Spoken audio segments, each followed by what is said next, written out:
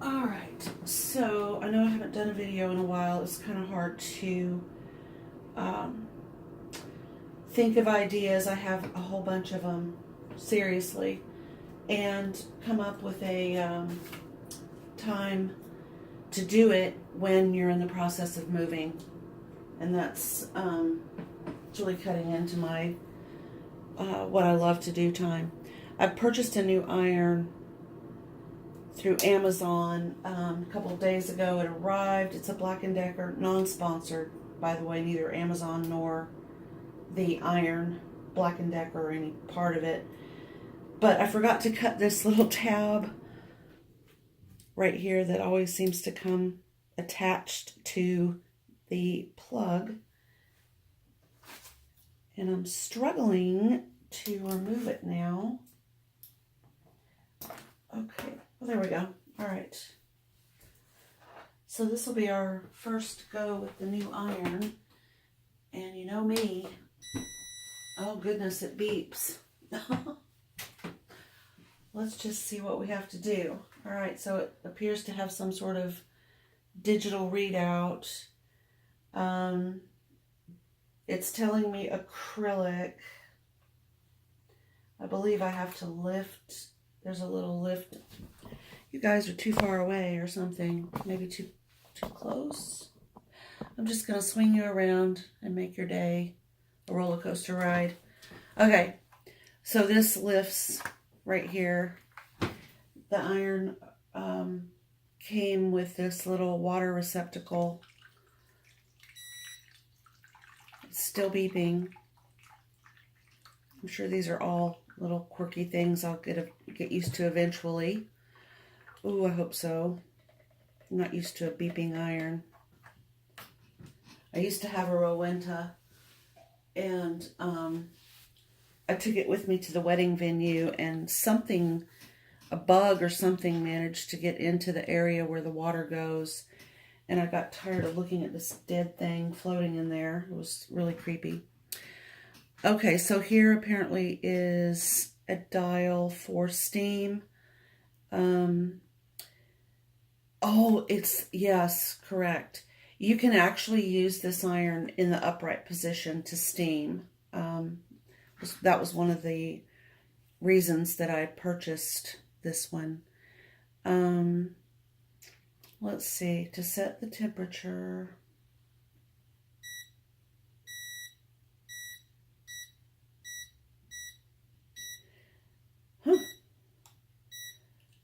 All right, so for cotton, which is what we have here, that's a number 6. You just push this little button here till you get to number 6.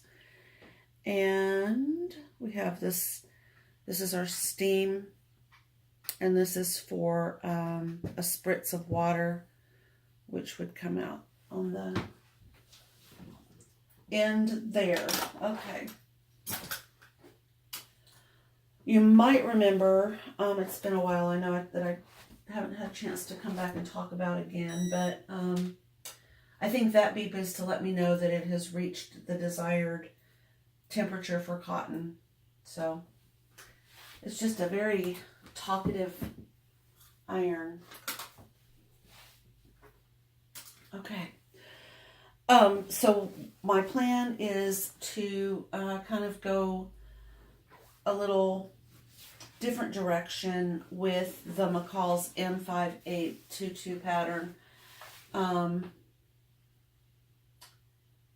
It's going to just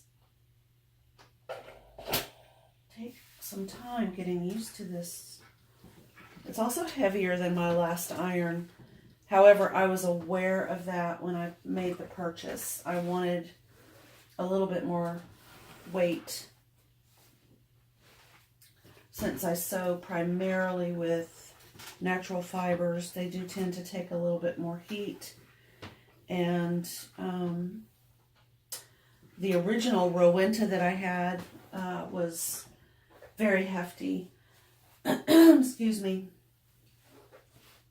And the weight of this combined with the heat and the steam can make ironing a lot easier.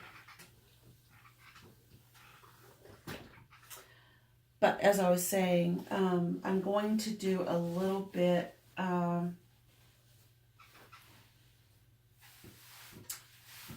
different design fabric wise using either the McCalls M5822, that K-Wit pattern, or I have a couple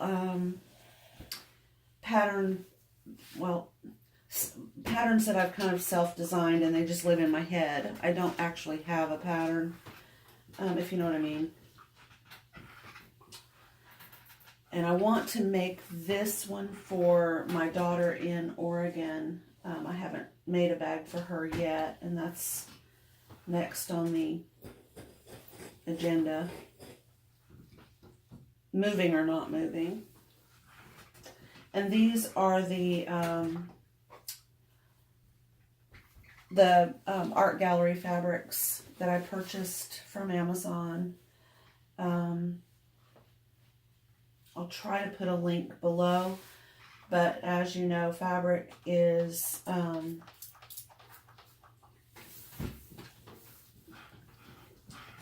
what's the word I'm looking for? It comes and goes quickly on Amazon. So these particular prints in the art gallery collection might not be available, but there were a huge number. I don't know why I'm using this as a press cloth.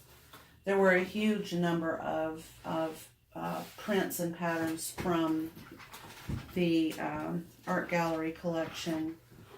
I think I might have linked it on a different video, but if I haven't done that, I will try to remember to do it this time.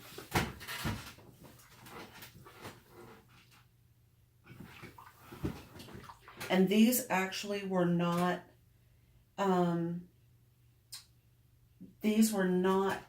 pre-packaged in this design set. I chose these, so that's another thing. You can kind of choose your fabrics.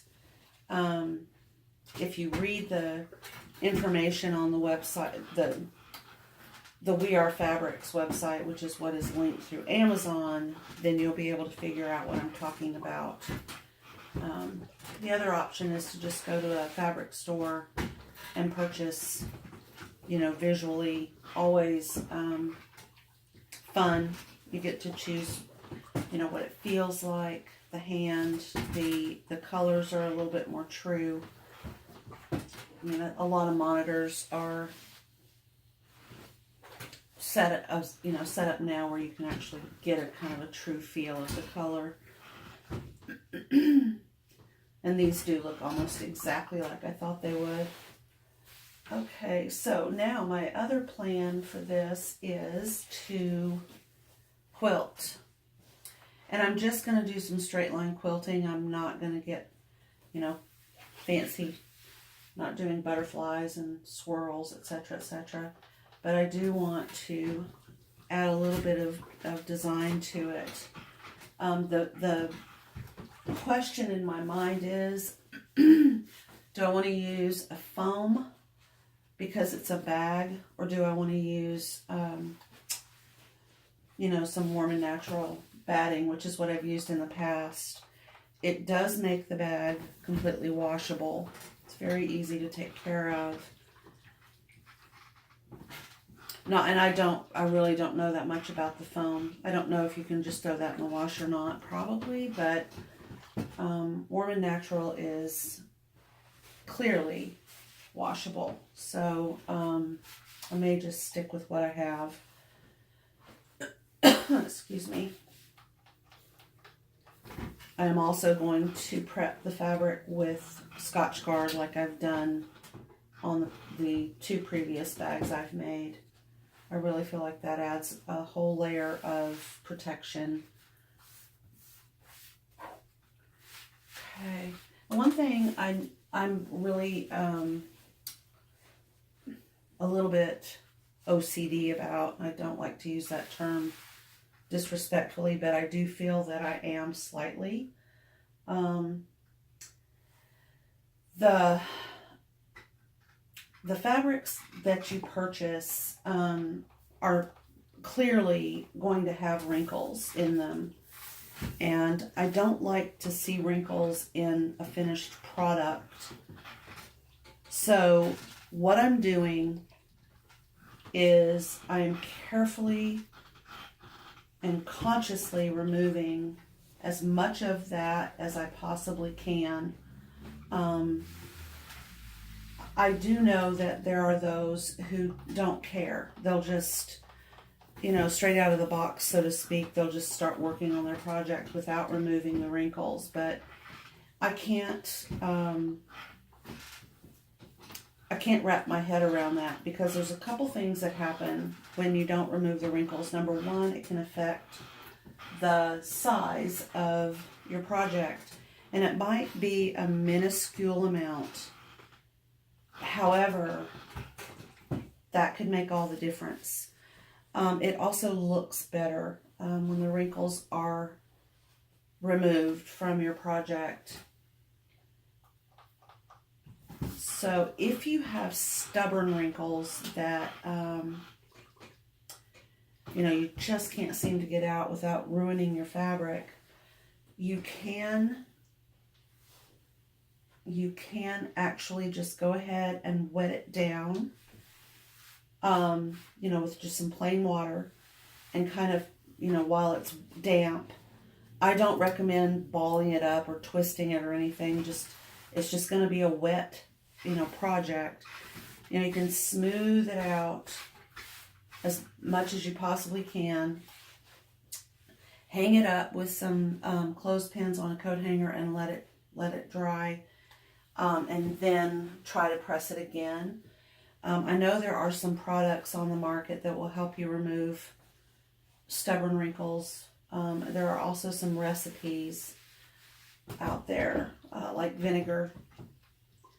Some say it helps to relax the fabric and the fibers. I have generally found that just plain water and time, will help you get these stubborn wrinkles out.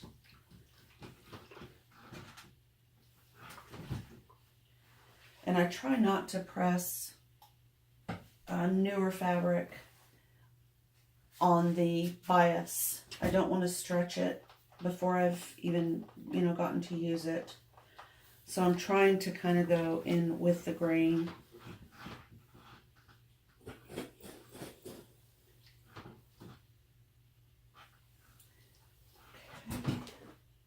And I mean, there are some wrinkles on this fabric that are just absolutely not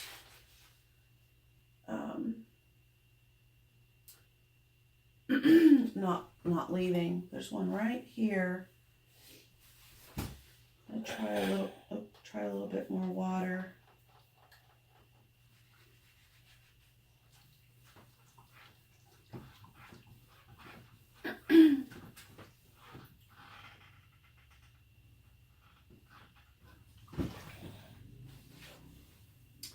Okay, success on that one as well. And once you've removed these wrinkles, just the ones that you kind of develop while you're working on the project will be so much easier to remove. There's one right here that I'm having trouble.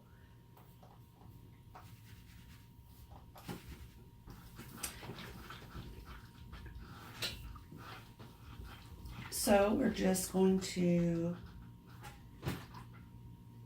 make sure our fabric is ready for the start of the project. This one was really easy to deal with. Okay. Oh, wait, I see a wrinkle. I was looking at it from the wrong side. So there's one running right along here where it was folded, and there's one running in the same direction a little bit lower where it was folded. And I can see that this one is stretching a little bit. It feels a little bit more like a cheesecloth. Okay,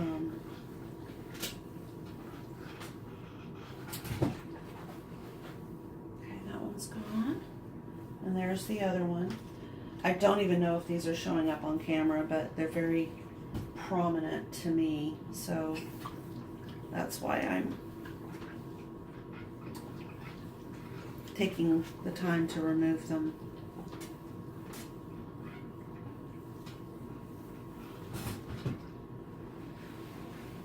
Okay, so that's been dealt with. And then I was thinking I would use this fabric here, not the lower portion. It's a border print. But the smaller little portion here, where these are just a little bit smaller and further apart. I liked the way the colors look with the art gallery prints. I think they do kind of complement. There is that shade of pink in all of these cute little prints. Yeah. And this right here, these four will be used in some fashion on the outer portion of the bag, and this would be used on the inner portion of the bag. Now I don't want this to wrinkle again, so I'm going to set it down over here out of the way. And I'm going to go ahead and cut this. The easiest way is to just fold it. I'm going to make sure my selvage up here is completely level. I've got one little piece I need to pull up. I'm just making sure that this is all level right here.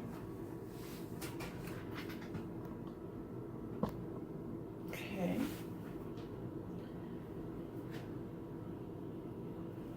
The raw edges where it was cut probably won't be completely even, but that's not my concern. I just want this to be even. And I'm only going to cut it to about right here. I can see through this first layer, so I know that's where that flower is. The larger flower right here. And I'm just going to use my scissors to make this cut. So I'm going to go about right here. Okay. Put this fabric away.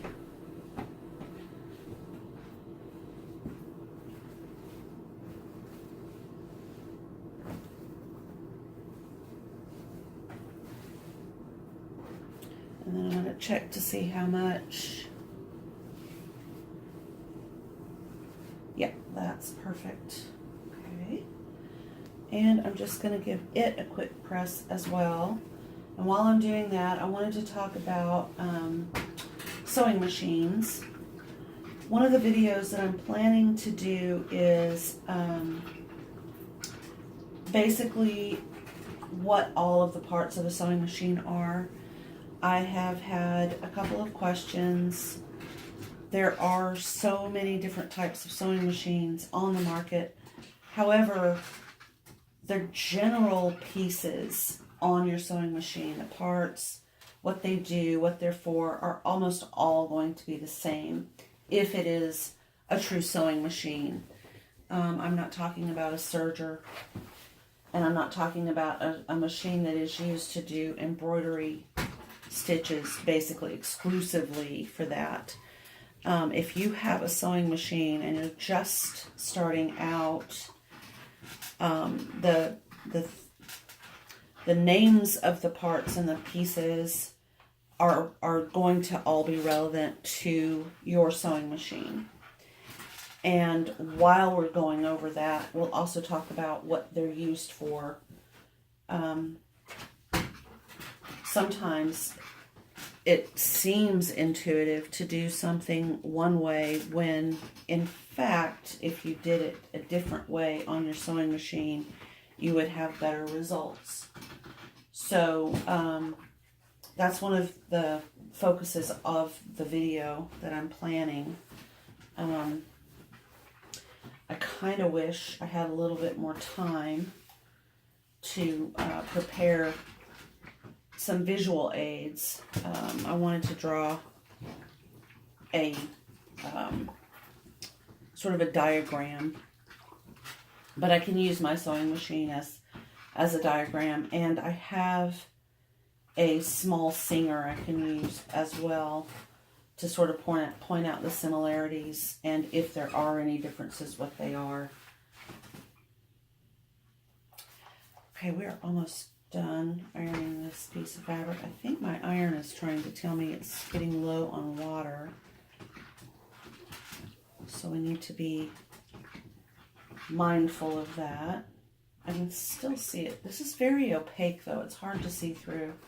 I'm not sure why they would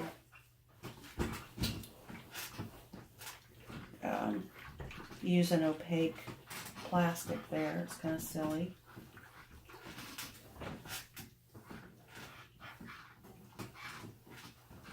We're almost at the end.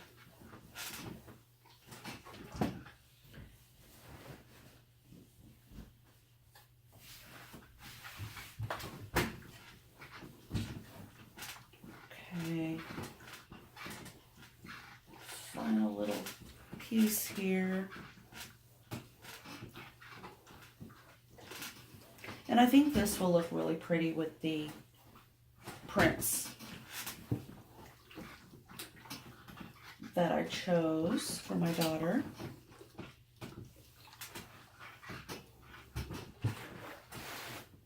Okay. And once again, you know, if there's wrinkles, you're just going to have to really work them out. If you are as picky as I am, it is quite the obsession for me. If I'm cutting out a pattern for clothing, or if I'm cutting out a pattern for a craft item, I get a little bit upset if my fabric has wrinkles in it. So I'm sure that's something I need to work on. I've watched countless videos where projects are created and they turn out just fine. But not, in my mind, this has to just be as flat and wrinkle-free as it can possibly be, whether I'm doing an heirloom garment or a pillow.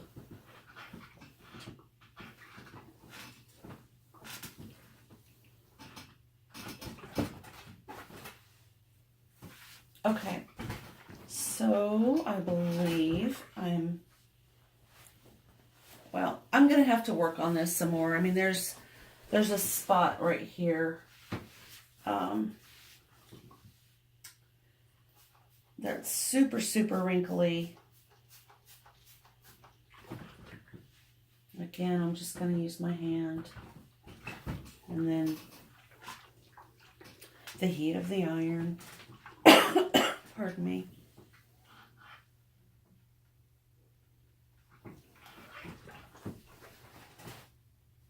Okay, that's working. Let's see if there's any others. I think I did that when I picked it up. Okay. Here's one right here. When I had my my fabric shop, fabric slash sewing shop, I used to offer to press fabric out for people when they would buy it off the bolt. It was all heirloom fabrics, all heirloom sewing project oriented. So they, you know, occasionally, if they were doing a christening gown or a little girl's first communion dress, there could be a large amount of yardage.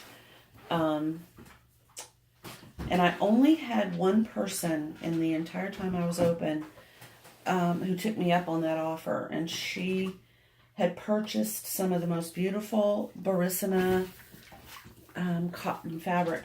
It was just beautiful. Basically bought the whole bolt. It was around 20 yards. And she wanted me to press it. Oh my goodness. And I remember I had a piano lesson. I had scheduled a student to come for her piano lesson after I closed the shop that day. And so I had like a absolute quagmire of stuff happening. I think if I remember correctly, I ended up teaching the piano lesson and letting the customer who purchased all the fabric use my iron and my iron setup. At the time, I had a big table where you could press out your fabric. Excuse me, and she finished. And it was so sweet because when she finished the dress, she brought it over to the shop to show me the finished product, and it was breathtakingly beautiful. She started out as an heirloom sewing student of mine and went on to become just an absolute genius at some of the things that she would work out. The christening gown she made was beautiful. It wasn't a christening gown, it was a first communion dress. Okay, well, I still have a lot of wrinkles here. I'm not too happy with that.